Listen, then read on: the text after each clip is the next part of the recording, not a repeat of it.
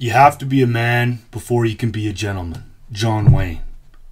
To be frugal but not have the capacity for opulence isn't admirable. To be timid, peaceful, and soft and not have the capacity to be dangerous isn't commendable. To be good but to not have the ability to be barbaric is useless. Of course, that is, if you're a man. Our society is soft and it's easy, almost expected, to become the same. As problems like survival are lost, we invent new problems to focus on. When we no longer have to train to defend and protect and even conquer, because statistically here in the West, you're unlikely to have to fight to defend your loved ones, even though it will always and forever be a reality, we don't. Instead, we manufacture problems. We create big issues, though at our core we know they aren't truly worth worrying about. We attach too much meaning to things like feelings and take it away from things like accomplishment. We're in a period of perception, where truth isn't truth and reality isn't actually real, but the weight of how someone feels takes precedence over fact. As society softens, as it actively tries to soften anyone and everyone, the strong, the men, the protectors and providers find themselves lost, out of touch with the world that is out of touch with itself and with reality. It's never been more unclear how to be a man, how to be a good man, and how to be good at being a man. And the forces that create this uncertainty are diabolical and persistent. And so we've largely turned our back on the masculine virtues that created the great nations here in the West, ignoring the freedom and personal liberty they gave to humanity while the rest of the world lacked personal property and the rights we too often take for granted. We come from strength. Strength won the West, and it created liberty and freedom for every individual. The average fella feels disconnected. He's been partially raised by an education system that teaches men that they're naturally oppressive rather than good and just. They teach that strength and power are things to fear and suppress rather than virtues we use to oppose evil and to protect good and innocence.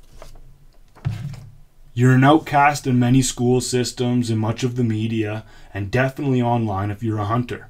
Meanwhile, every form of diet kills. They're just a few steps removed from what they kill, and often ignorant of just how much they kill. You're seen as a lower class citizen if you lay bricks or build houses with your hands or fix the plumbing in a house for your line of work, regardless if you make more money and carry less debt than your more educated counterparts. We, and I don't mean you or I, but society in a broad scope, look down upon the very men who built our great nations.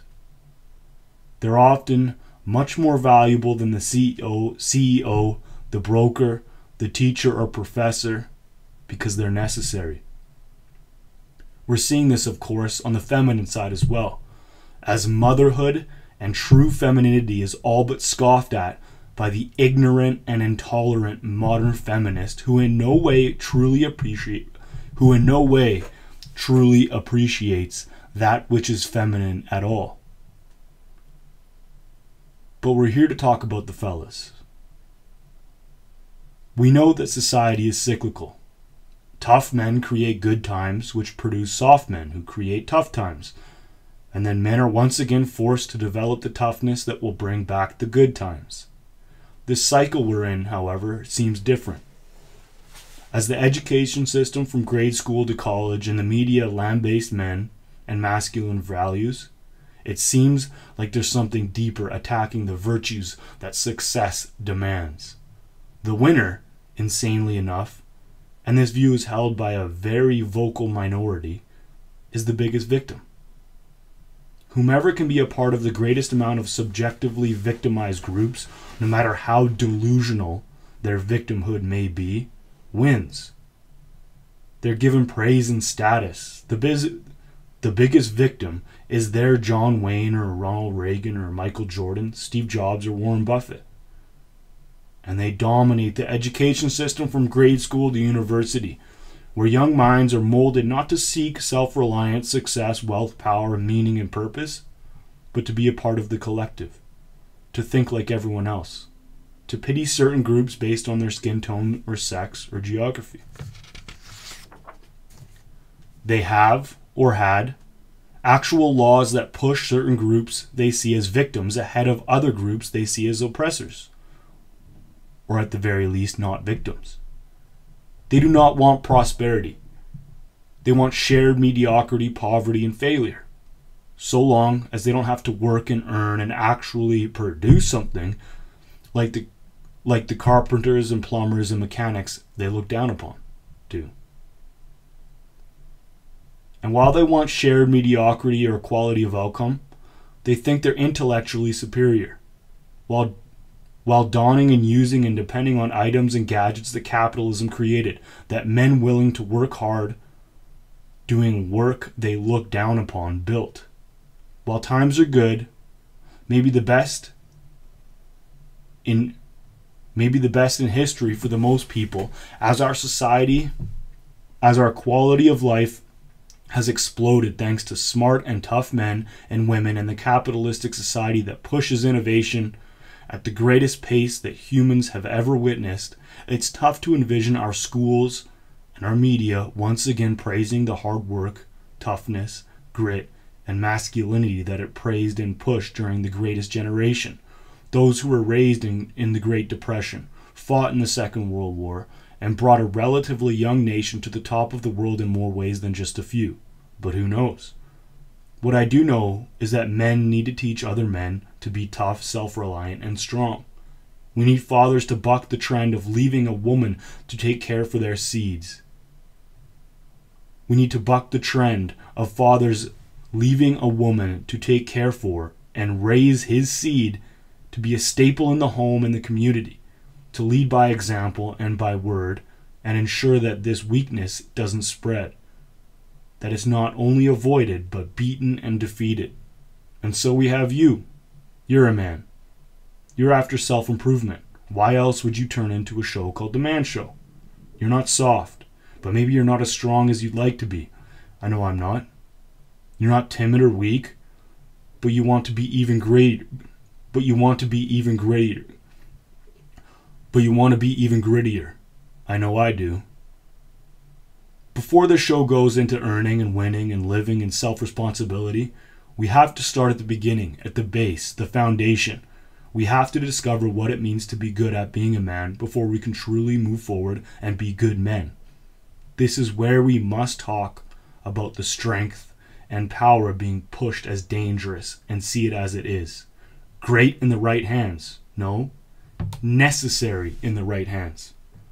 If you've ever listened to the Jocko Willink podcast where Jordan Peterson is the guest, you should. The point is made that good men who are more dangerous and stronger than the evil men in our society, who will always use whatever strength they have over the weak to take advantage of them, are necessary. It's like the sheepdog who protects the flock from the wolves. You cannot be ignorant of the existence of wolves. Without the strong protecting the gates and weak and vulnerable, we cannot live freely and peacefully. The wolves are always there, lurking, waiting for a sheep to go astray or for the farmer to take his eyes off the flock or for the sheepdog to get distracted. Then they attack. The more sheepdogs we have, whether we're strong men who know how to fight or just good men who know how to use a gun, the better off the rest of society is. And as a man, it's your damn duty to be that sheepdog. That's the foundation of masculinity. Before you can be kind and soft, before you can be a gentleman, you must be dangerous. You are not born dangerous, or at least not born dangerous enough. True, effective danger demands training. It demands practice. You have to practice being tough and dangerous in the gym, in the woods, in the mountains, and in the ring or on the mats. About 12 years ago or so, After I dropped out of college and stopped playing basketball, I walked into a boxing gym. I wasn't young, per se, being in my early 20s, when most guys who start fighting when they're still in their single digits. But I was athletic and I was eager. I was also naive. I thought I was a good fighter. I've been in fights many times before and had done well. The other guy was always beaten and bloodied, but the other guy wasn't dangerous either. The first time I ever sparred, I got my ass kicked by a guy who weighed 30 pounds less than I did. He walked out of the ring out of breath because of the sheer volume of punches he landed on my face. And I walked out of the ring with a busted up nose and a few loose teeth. I was not dangerous I was not as dangerous as I thought I was. Let's say you're out there with your lady and some other fella mistreats her. Maybe he wants to rob her or you both, and while you're tough, while you want to stand up for her and you can't. You don't know how to. You are essentially ineffective. It's a man's duty to not only defend his family, but to be standing after it's done. To die trying isn't enough. They need your protection, and they need you around afterward. So while the rest of society tells you to be soft and kind, good, to be a gentleman, don't build your foundation on sand. Build it on stone, on rock, on the necessary barbarism that men need to be men.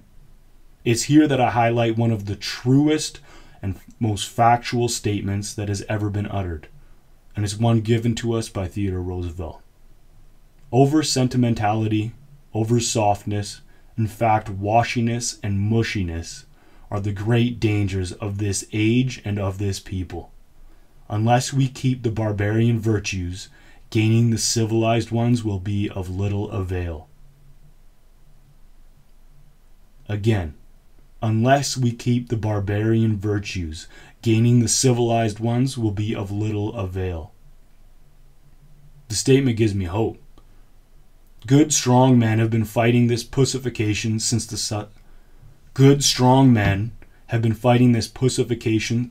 society was born. Theodore Roosevelt saw the danger in over-softness. He saw how it would lead to the erosion of the virtues that kept us free and independent individuals with a stake in our nation, how it was led. How it either thrived or decayed. So, the marching orders for this, the first episode of The Man Show, is to not get soft. Do not be a pussy.